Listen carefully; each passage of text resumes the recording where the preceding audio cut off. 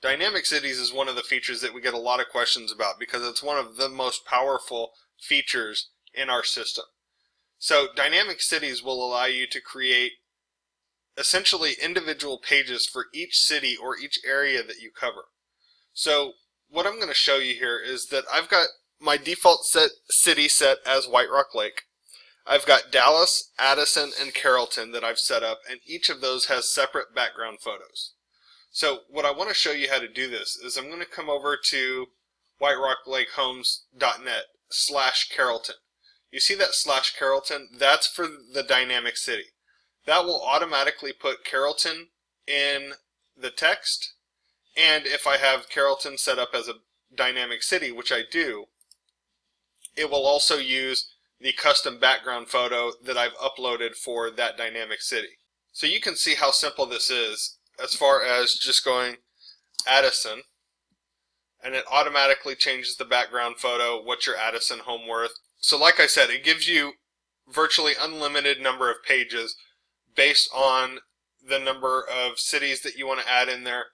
Anything you put after this slash right here will be put into the text where the placeholder for city is. So because I've got Addison here, it says Addison here. And of course I've got Addison set up as a dynamic city, so it uses that background image. However, I can use anything after that I want. So let's, for instance, I want to say luxury. It'll now change back to the default background photo because we don't have that set up as a dynamic city, but it'll say what's your luxury home worth. You can also use this for neighborhoods as opposed to actual cities. So for instance, White Rock Lake is a neighborhood, it's not a city. So I can come in here and say Disney Streets, which is a fairly popular area in Dallas, and it'll automatically come up and say what's your Disney Streets home worth. So with a little bit of creativity, you can use this for a number of things. For instance, when you're doing your advertising through Facebook, if you're targeting the city of Dallas, you want to make sure that you point them directly to the Dallas dynamic city. If you're targeting the city of Addison, you want to point them directly to the Addison dynamic city so that they see something that's personal to them, that they're familiar with, and they're more likely to become a complete lead. At the same time, you can use this for things like blogging. If you're talking about market reports, and this is what the Addison market is doing this month. Oh, by the way, if you want a free instant home value report for your Addison home, click here.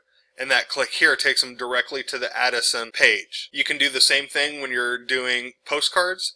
If you've got a farm market or you're doing just listed and just sold postcards, put a link in there and send them to your page.